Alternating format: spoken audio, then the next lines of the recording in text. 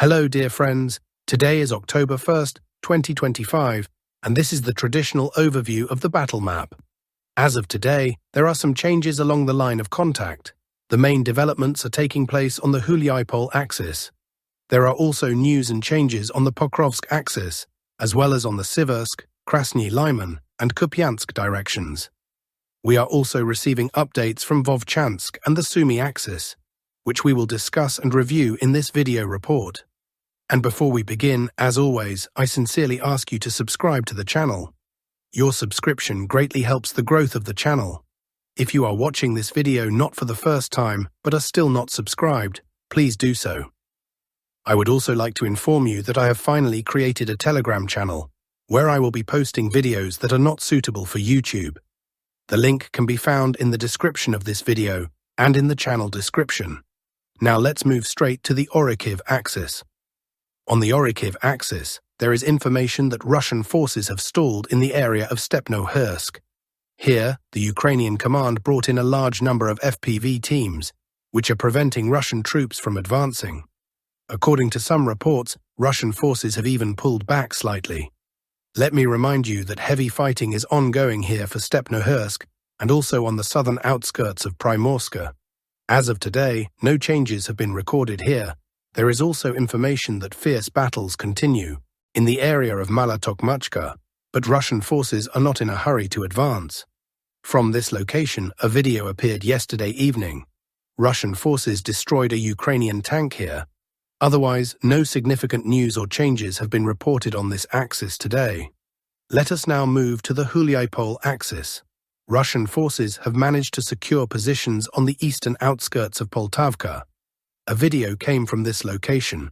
Heavy fighting took place in the area of Julipole. The armed forces of the Russian Federation launched an infantry assault toward Poltavka. The assault group came under Ukrainian fire on the eastern outskirts of the settlement. The Russian advance amounted to up to 3 kilometers, and forward units were able to gain a foothold on the eastern outskirts of Poltavka. The entire area marked in red, this triangle, is today fully under the control of the Russian armed forces. Let me remind you that in the coming days, Poltavka may fully come under Russian control, since the supply road to Poltavka is already under complete Russian fire control. The Russian armed forces are also pressing toward Novovasilivsky and Novonikolayivka. Here, a large number of FPV teams are operating, as well as artillery. Let's move further along the map. In the area of Verbove, Russian forces have virtually cleared the settlement. These are still unconfirmed reports, though some confirmation came earlier. 2 days ago, Russian forces secured forward positions here, and today reports are coming in that the settlement is being completely cleared. Now attacks are underway against the settlement of Alexeyevka, located north of Verbove, as well as toward the settlement of Privolye. Russian forces are striking these areas with FPV drones. As for Novohrihorivka, some sources claim this settlement has also come under Russian control. Yesterday, this information appeared, but today no confirmed evidence has been received that the Russians have expanded their control here. Therefore, for now this remains unconfirmed news. As soon as confirmations arrive, we will update the map and cover it. Now let's move on to the Pokrovsk axis. On the Pokrovsk axis, a video appeared only from the southern outskirts. From this point, footage showed positional fighting between Russian and Ukrainian troops. Russian servicemen came under Ukrainian fire near the Donetsk-Pokrovsk highway at the turn toward Novohrodivka. Reports indicate that Russian forces expanded their zone of control by 400 meters on the southern approaches to Pokrovsk. However, let me remind you that all of this territory, marked in red for you, was already under Russian control. So it is unclear what exactly is meant by the 400-meter expansion. Let us now turn to the Doorilia salient. As you know, Russian troops entered the eastern outskirts of the settlement of Dorozhnoye. Attacks were also carried out against the settlements of Novyi Donbass, Volney, and Stepi. Today there are changes in favor of the Russian army in the area of the settlement of Shakovo.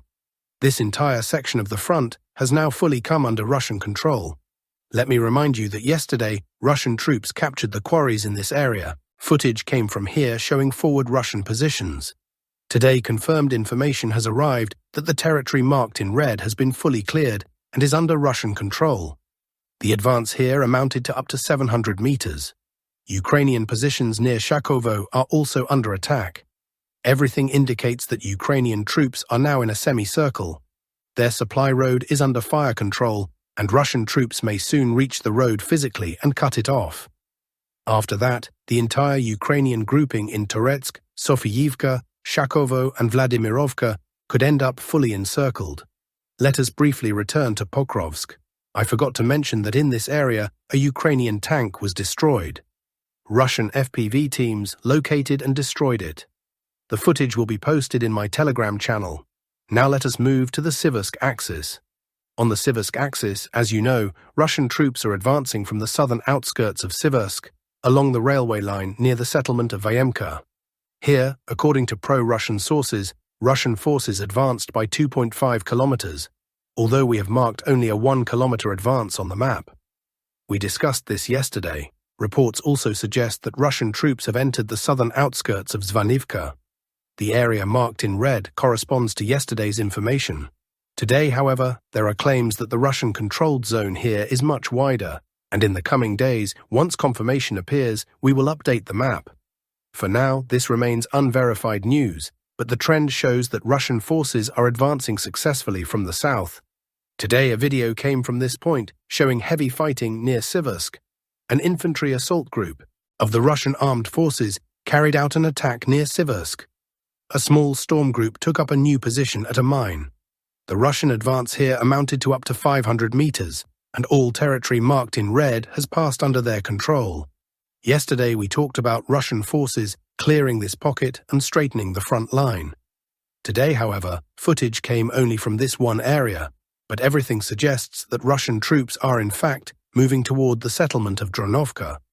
And if Russian forces manage to reach Dronovka, then the Russian armed forces will take the supply road to Civk under fire control. The only remaining supply road also runs precisely through Reznikovka. Here is where the supply road to Civk passes. The southern supply road has already been completely cut off and taken under physical control, leaving only 2 supply routes to Civk. And here we clearly see the vector of movement of the Russian army in cutting these supply roads. Furthermore, if Russian forces take full control of Zvanivka, then the road through Reznikovka will also be completely cut off. The Ukrainian armed forces are facing a critical situation here. Let us move further along the map to the Krani Lyman axis. Today, video materials arrived from these points. Here, servicemen of the Russian armed forces raised the Russian flag on a farm structure in the southern part of the settlement of Zarechnoye, confirming firm control over this settlement. The expansion of the control zone amounted to up to 900 meters.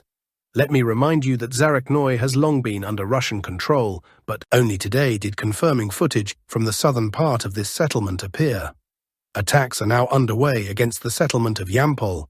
Russian forces entered and took 1/3 of this settlement under their control. According to some reports, Russian forces have already taken and cleared half of this settlement. For now, this information comes in the form of reports only. Within 1 to 2 days, we expect new evidence of Russian advancement here, and we will update the map. Information from this point indicates heavy fighting.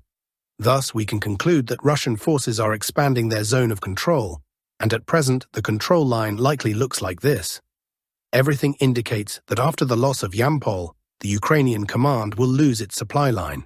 The entire Ukrainian grouping in Civk will be cut off from supply, since the main supply road runs directly through Julipole. More precisely, Julipole is located slightly north of this supply route, but capturing Julipole will enable Russian forces to bring the road under physical control. The only remaining supply road also runs through Reznikovka. Here is where the supply road to Civk passes. The southern supply road has already been completely cut off and taken under physical control, leaving only 2 supply routes to Civk. And again, here we see the vector of movement of the Russian army aimed at cutting supply lines. If Russian forces manage to seize Zvanivka entirely, then the Reznikovka road will also be completely severed. This puts the Ukrainian armed forces in a critical situation. Let us now move further on the map to the Kupansk axis. On the Kupansk axis, there are changes near the settlement of Borovaya. Here, the Russian armed forces launched an attack toward Borovskaya Andreevka. A firefight broke out in a stronghold on the eastern approaches to the settlement. Ukrainian servicemen came under Russian fire while retreating from their positions. The advance here reached up to 2.5 kilometers, and all the territory marked in red today is under full Russian control. The Russian armed forces captured several strongholds here. Let me remind you that strongholds are marked in yellow, and there are a large number of them in this area. As for Kupansk itself, reports indicate that Russian forces are building up their presence in the northern part of the settlement. The Ukrainian armed forces are bringing in reserves of combat-ready troops.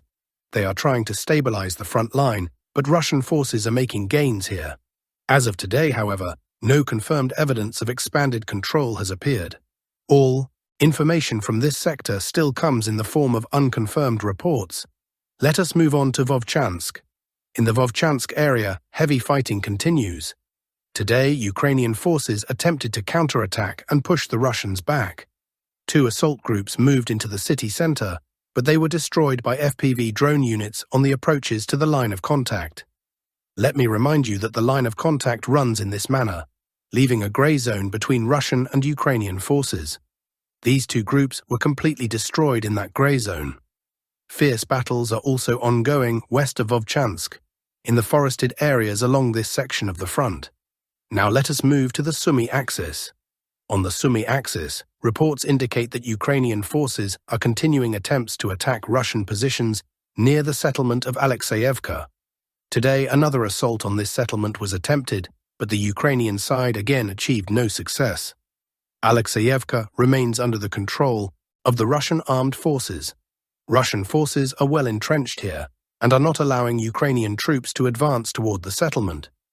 Meanwhile, Russian troops are attacking Ukrainian positions in the area of Kondratovka, in the area of Andreevka, and are also expanding their control zone around Yunakovka.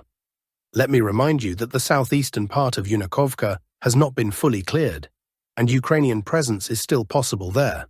Much of this southeastern edge is a grey zone, with some areas controlled by Ukrainian forces who are advancing from the settlement of Civk. There is also information that Russian forces are actively attacking Ukrainian positions in the forested area surrounding Civk using FPV drones. No changes to the line of contact have been recorded here today. And that concludes our updates for today. Thank you all for watching. Don't forget to subscribe to the channel. Also, don't forget to subscribe to the Telegram channel. See you next time.